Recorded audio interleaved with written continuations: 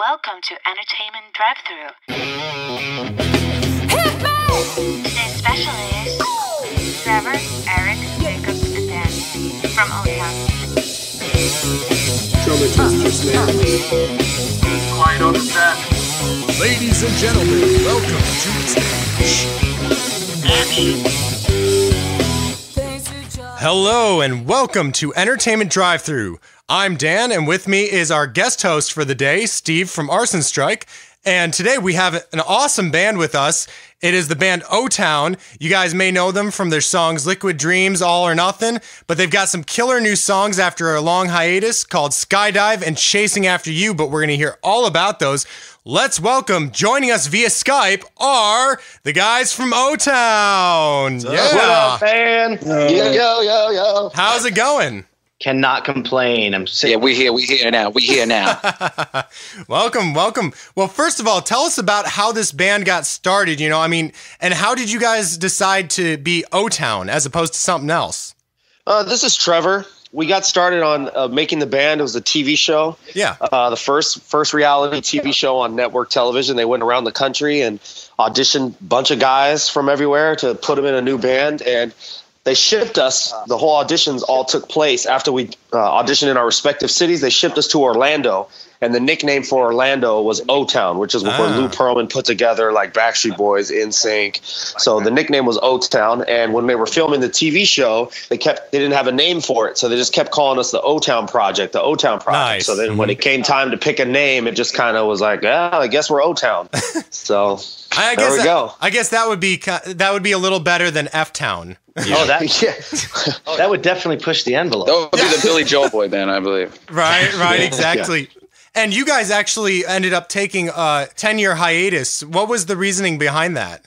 This is Jacob. It really never meant to be that long of a hiatus. We had done 320 shows a year, 2 years straight, and we were really looking forward to a break. And, we had a lot of turmoil going on with Lou and his lawsuits. It was been very public, and at the time we kind of went, let's just take a break, go back to our families, hang out for a little bit, and prep for what's coming next. And it literally, like 6 months turned into a year, turned into 2. We started our own lives and just kind of drifted apart and never thought it was going to be 10 years. Yeah, I feel like every time a band takes a hiatus, it kind of seems like it ends up getting longer and longer unless, you really push to get it started again. It's really tough to get back. Yeah, it was tough. It was tough because everybody, like I said, Dan got married and started his family. I moved to Nashville. Everybody was doing school or whatever it would be. Our lives weren't aligned anymore, which they had been for 4 years straight. So it was tough. Yeah, exactly. And now, when did you guys each decide, that being musicians was what you wanted to do? It wasn't going to be being professional skydivers. You guys wanted to be musicians. Pretty young. Okay. This is Dan. I don't know. It wasn't like a decision I made until very late on. My parents didn't. I don't know. They always raised me to have like a plan A, a plan B, and plan C. I always just planned on going to college and figuring out what was going to happen next. I grew up in the Midwest in Ohio, and I didn't know anybody who had gone on to be famous and do, work in the music business or anything. It just wasn't something that was around when I was growing up. I didn't have any role models in that area. It was always something that I enjoyed to do and I knew I was good at, but it was never something that I ever expected would happen, and let alone happen on the level that O-Town happened at. So you just kind of decided one day it just seemed like something you'd really like to get into. Well, yeah, I mean, for us, our journey to be in the music business was so much different when we started, because it all started for us with the TV show Making the Band. Right. And so we all, filled in a call for an audition. We all went for callbacks to an audition, and it turned into this. Mm-hmm. It was just a whole crazy situation. And it made the process of getting started in the music business a little bit easier. Yeah. The TV show, which is nowadays very commonplace. Everybody gets started on YouTube or wherever they get started on some other reality show. But when we did it, there was no precedent for it. It had never been done before. Right, exactly. And actually, on that topic, and then we'll ask the others how they got started. But how did you? So you guys sent in the auditions. How was that process? I mean, did you guys send in like an audition tape? How did you guys get the audition? This is Trevor. I think we all have our individual stories. Some people send in tapes, like Jacob, like had his buddy send in a tape. He didn't even know he sent in a tape, you know. And then other people, you could just show up at the audition, like Eric. Eric got, you know, found out like just 2 days before, like watching TV, was like, oh my God, I need to go to this thing. And like, so it was just a, you know, an open call audition, or you could send in a tape. It was like everyone just kind of did their own thing. Okay. Right. And then how did the rest of you guys get started? Because we kind of got sidetracked for a second. Well, this is Eric. I actually started young. I was always singing in some sort of school play or, you know, performance. And then my parents were really active in the church. So I actually got a lot of my acting, jonesing and performance out at a young age in church. And then I moved that into high school, where I was in ensemble and choir, and then went to college for voice. And I always felt like my voice was the one thing I did that was a little bit different than everyone else. Where everyone else was like playing sports and, you know, really good at other things. My voice kind of set me up into a different life path. Yeah. This is Trevor. I didn't know I was going to be in the music industry until I made O-Town. Okay. Basically. I was just, you know, I enjoy entertaining people. I love I love attention. Basically, to put it very bluntly. And when this audition came, I was just like, hey, I'll do it. I love being on stage. I was in theater, a very outgoing personality, and I could, you know, I felt like I could carry a tune, but I never had aspirations to be a singer, because I was never like this bomb singer who would, like, you know, whatever. So went to the audition, made it, and there we go. I gotcha. I'm in the music industry. So it seems like, you know, a big thing here is that you guys mainly decided, you know, like this was really what you wanted to do once O-Town got started. No, this is Jacob. I actually had a totally different story, because I started in music pretty young. My mom and dad weren't into it. They didn't know how to help me, but I saw like Michael Jackson video when I was probably 8 years old. Nice. And he was the coolest man on the planet to me, and I never looked back. I was like emulating his dance moves every night instead of watching TV or playing games. Like I was trying to figure it out. And when I went to O-Town, like you said, my buddy sent in the tape, so I didn't know anything about it. I just got a call back. And I had just done an EP at that point on my own. So I was like, well, cool, I'll just go up there and finally meet some people in the industry and pass out my CD and see what happens. But I got pushed to the front of the line, was told to sing and dance, like, you know, just do it. Nice. And next thing you know, I'm in Florida.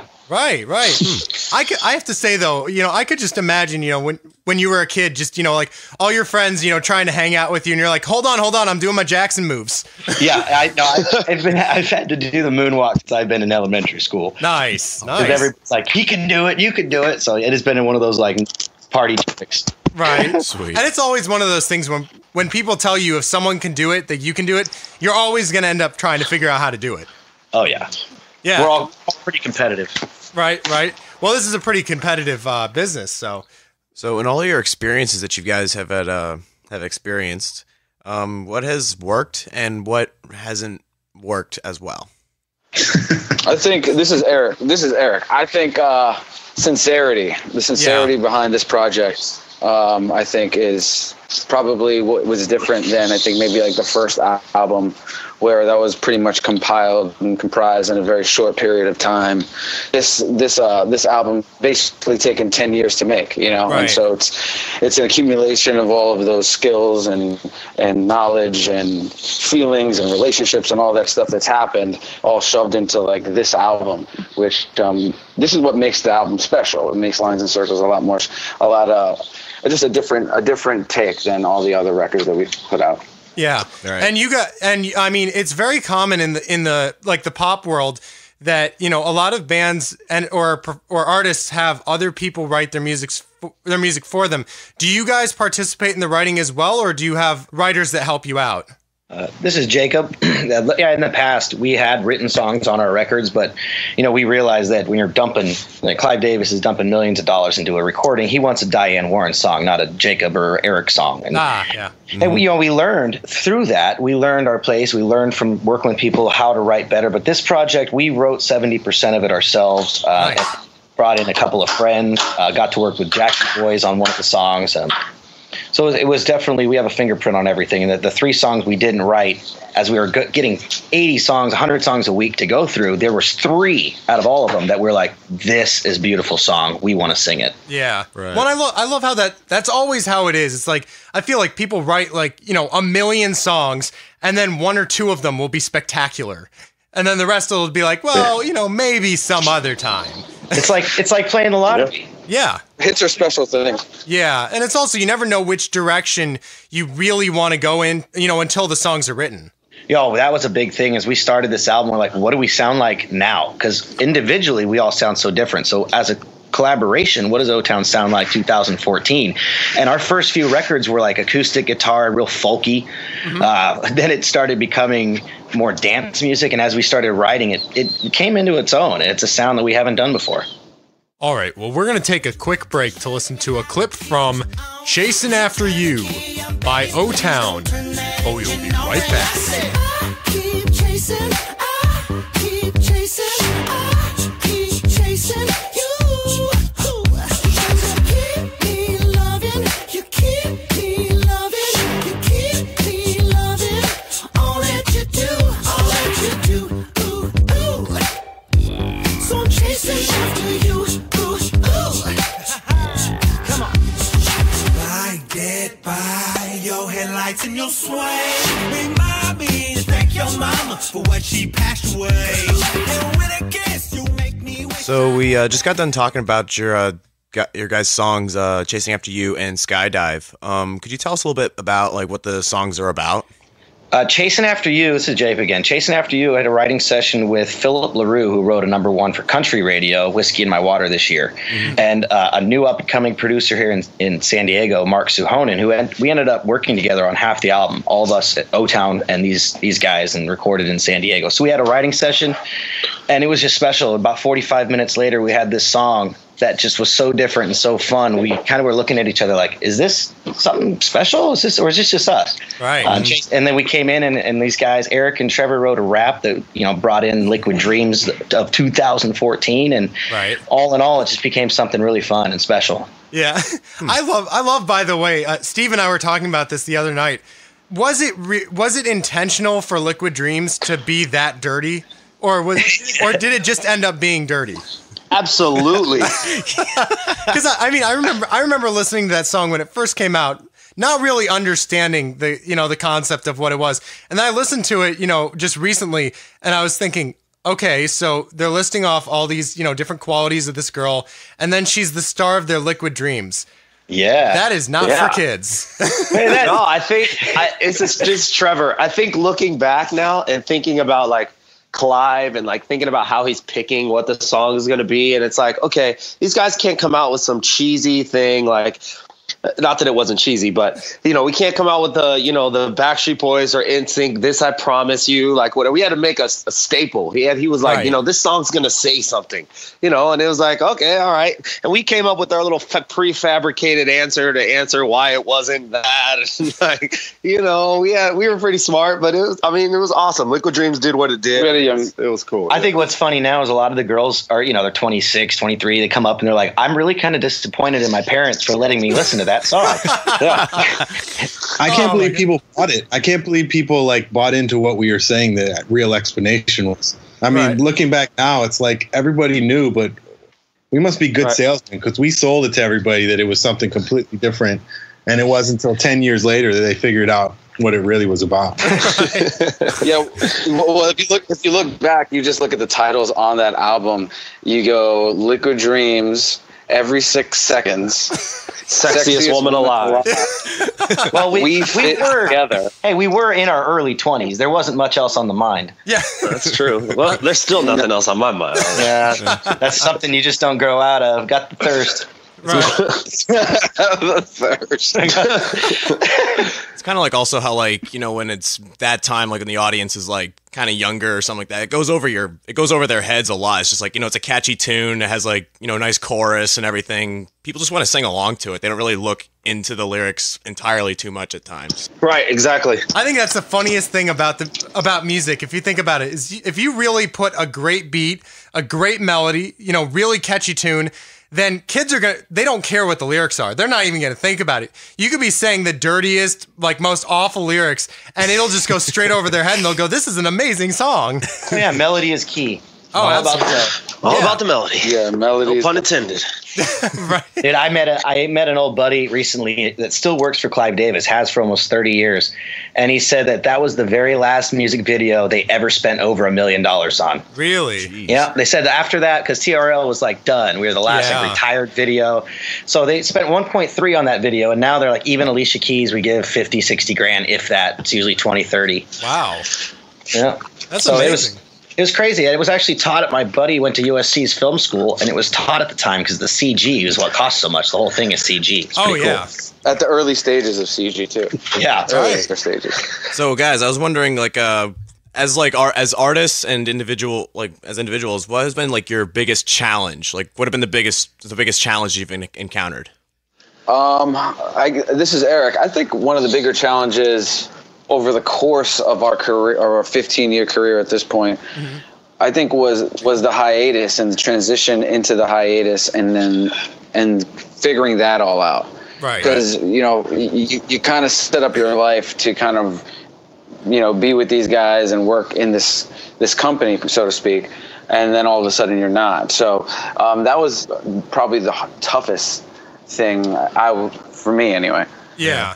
So yeah, I think it was just tough to go from. I don't know if this is what Eric was getting at, but what I took from that and kind of related to me, it was hard to go from being like really, really famous and on TV all the time to then kind of like fall back into normal life. Right. It's just like it's really difficult because for us, I mean, our early career was everything happened so fast. It was all kind of condensed into 3.5 years, 3-4 years. And then right when we started getting used to the fame, the attention, and the lifestyle, we kind of took our hiatus, and then everybody kind of had to fall back into what's next mode.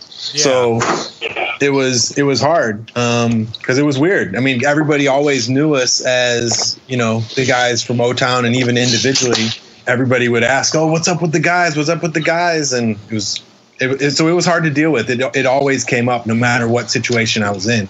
Well, and it's also especially hard nowadays with taking a hiatus. The thing is that, I mean, fans are getting so like almost pushy to get new tracks, new songs all the time. And, I've been hearing all the time lately that, bands are getting kind of forced to put out new material in order to keep their name out there, just because, they got to keep the fans wanting more stuff. Who keeps drinking water? I just keep. Who is that? I just keep hearing gulping over and over. I think it's Trevor. That was Trevor. Trevor too. I bet it's always Trevor. It's always Trevor on these calls. I'm always doing something. You realize we can hear everything you're doing. He's probably cooking eggs. Oh, really? You could Cooking tell that I was just doing sit-ups? I could tell it was you. Yes, I could tell it was you breathing, and I could even tell it was you swallowing. That's how I could call you out like that. God, we spent too much time together. Sorry, I was going to say, this sounds like a true band right here. I can't sit still. I gotta do stuff. I hear you. We gotta do stuff. But speaking of challenges, though, we actually have a new challenge for you today, because we are up to our segment, the Question of the Month.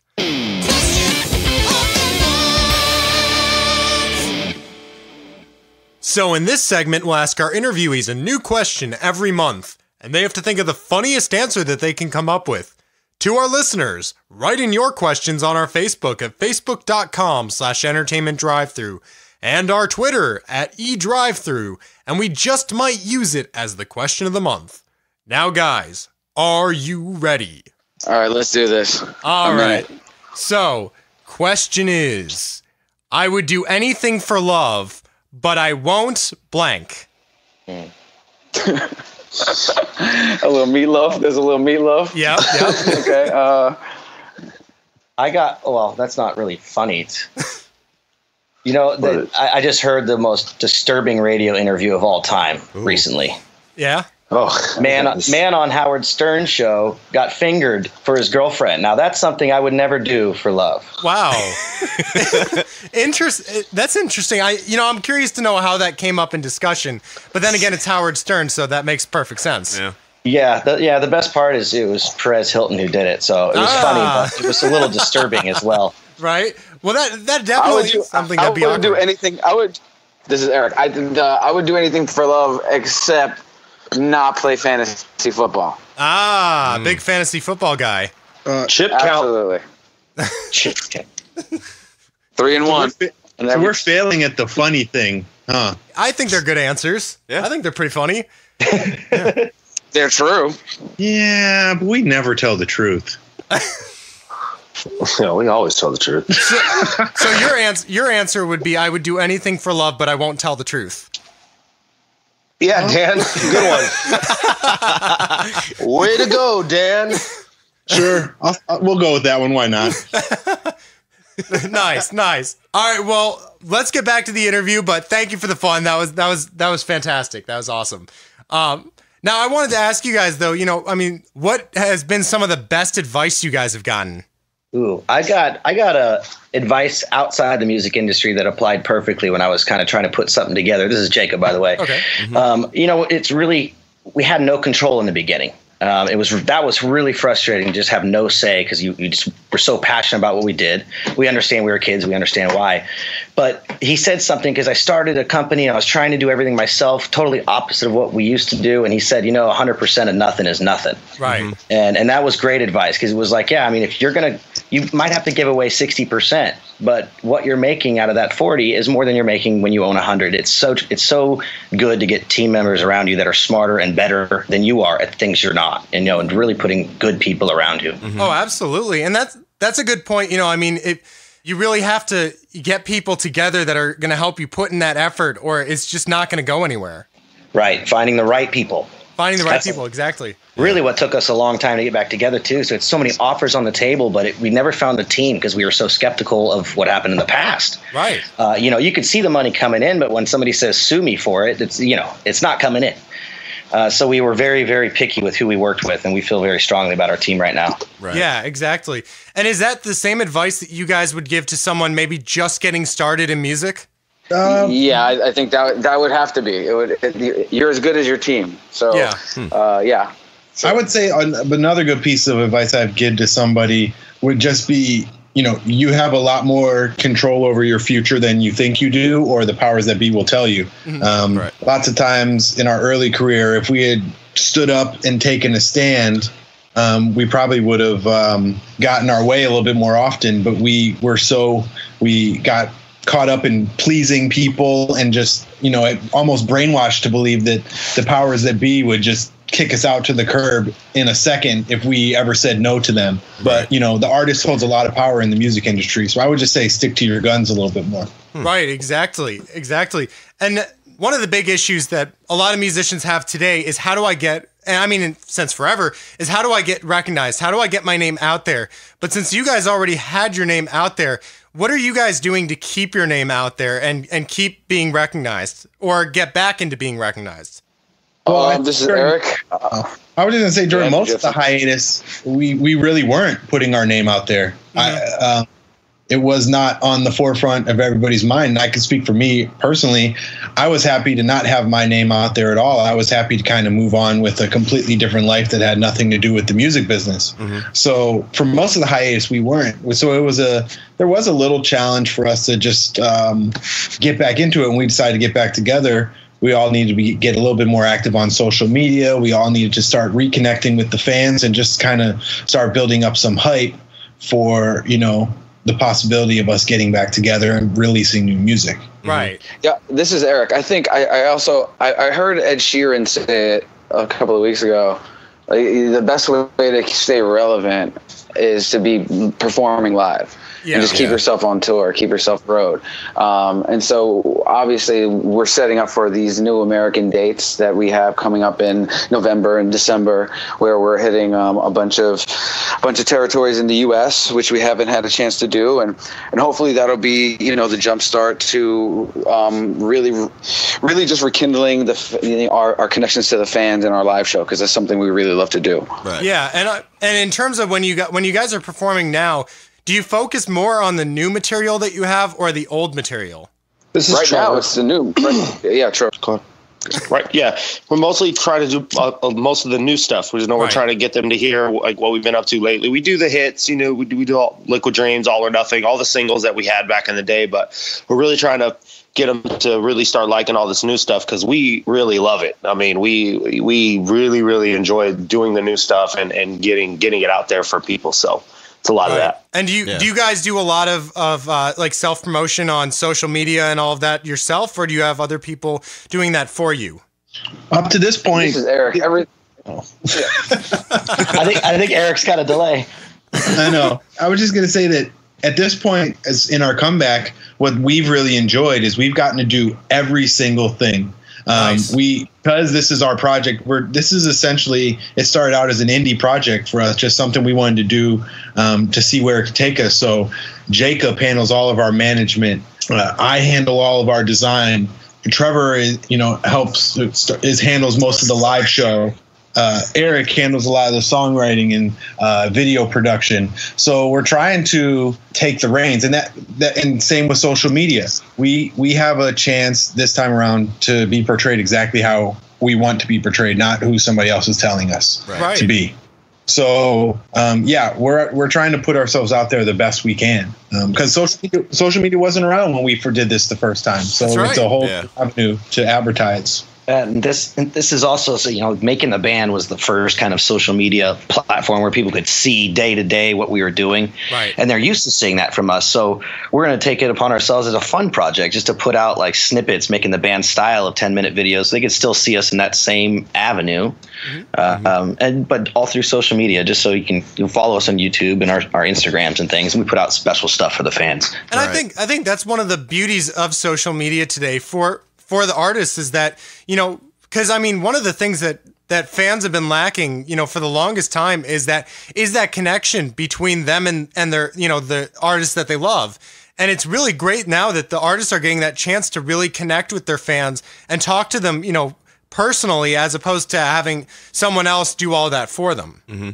It's funny, man. Back in the day when we'd show up at MTV, like the video awards or anything, we had our cameras around. Mm-hmm. Other artists would treat us like we had leprosy. Really? They didn't want anything to do with the cameras that could show the inside. They only wanted the red carpet cameras, the legitimate interviews. They didn't want to be caught off saying something off guard and so afraid of it. And that was our life. That's all we knew. But we were like completely shunned away. And now every time we go anywhere, everybody's open to they see cameras, they run up, they want to be seen. It's like completely different how they've accepted that lifestyle of just being open to the core. Mm-hmm. That's something that I think is really interesting. And I was interviewing someone else on this show at one point, Angie Greenup, who's a host, and she was talking about how she used to do red carpet. Like she would ask questions to celebrities on the red carpet.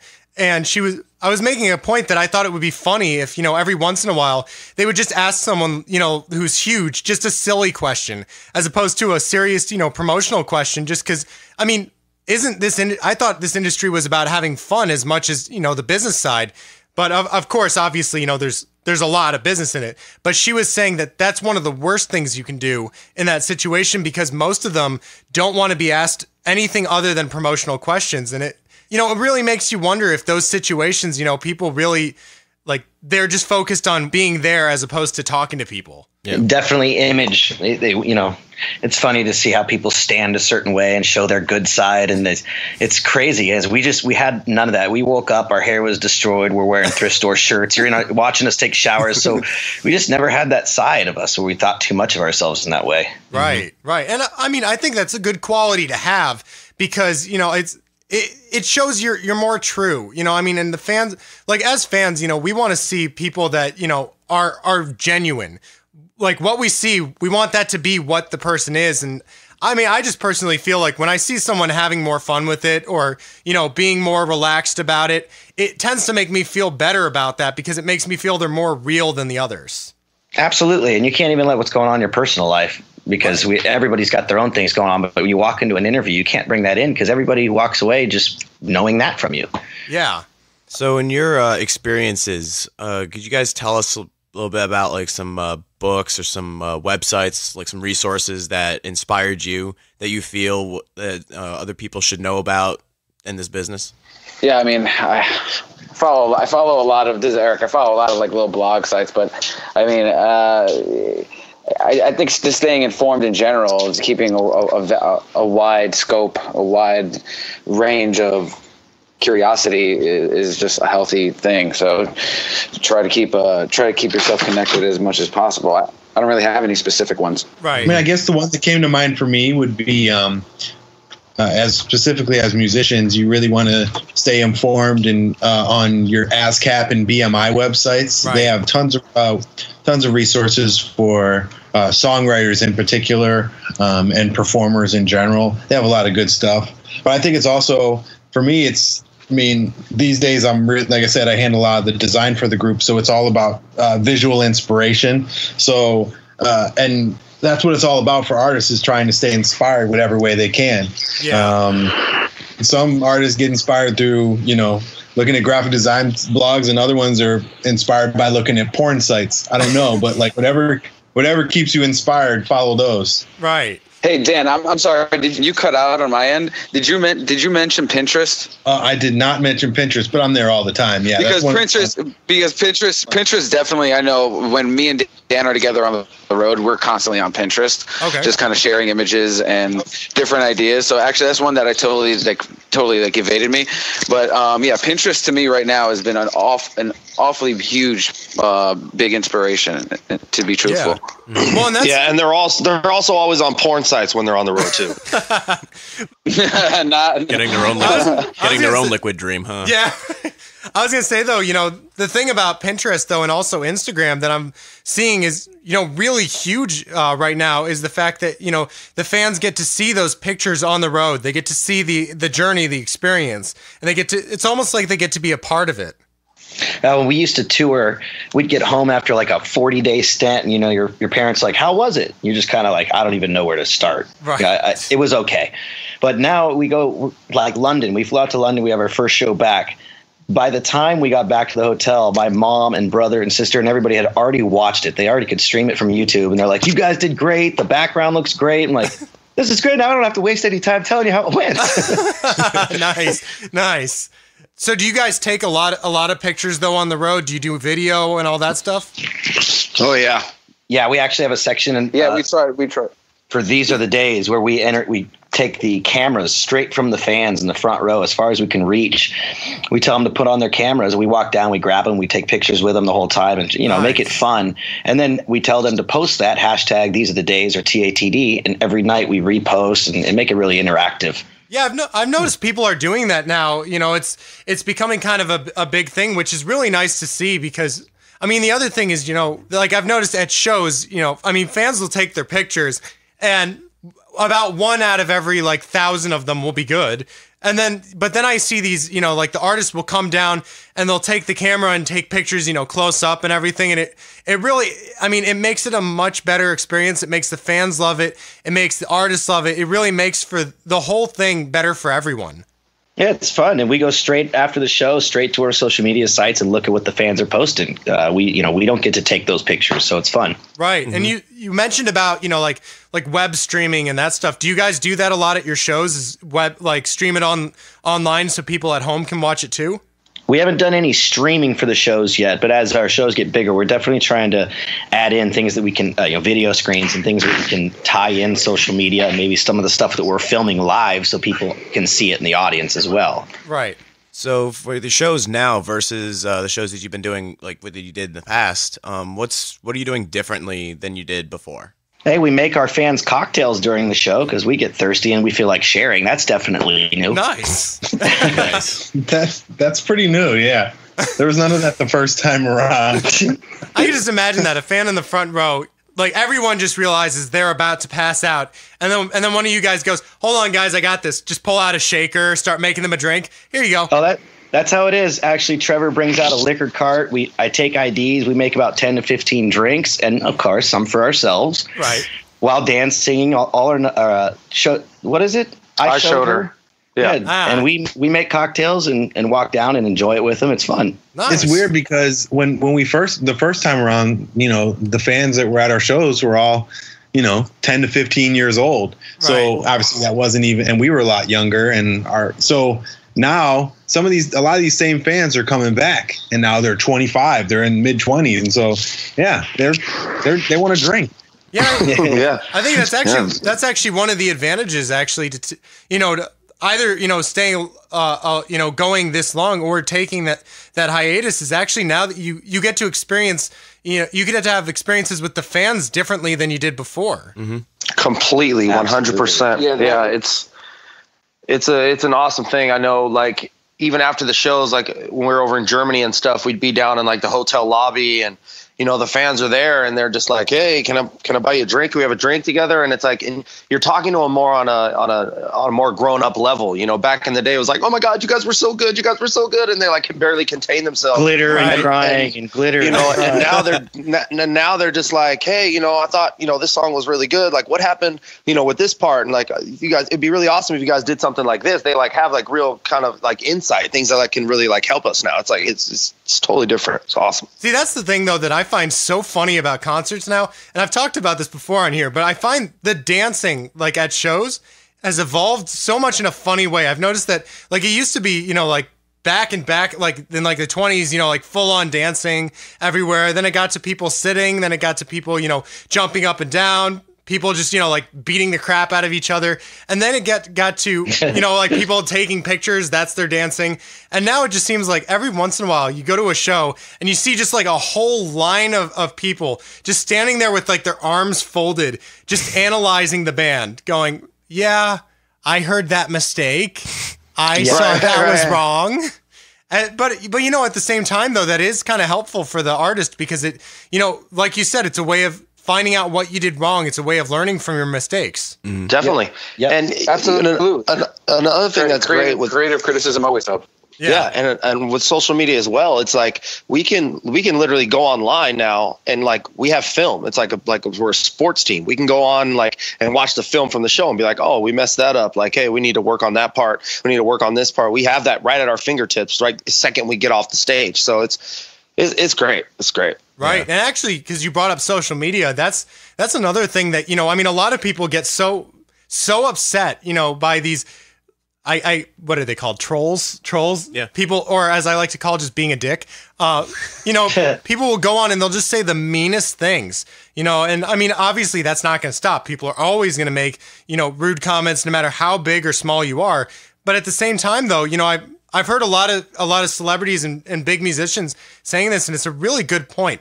That's a really good thing for the musicians and the celebrities to learn from what they're doing wrong. Because if a bunch of people are constantly talking about how bad something is, then it makes the person think, well, is that a bad thing? Maybe I should work on that, or what is it? Why do they not like that? Things like that. Absolutely. Yeah. Well, unfortunately, we are getting down to the end of the interview here. But before we go, where are places that our listeners can find out more information about you, your band, and, the songs you just released?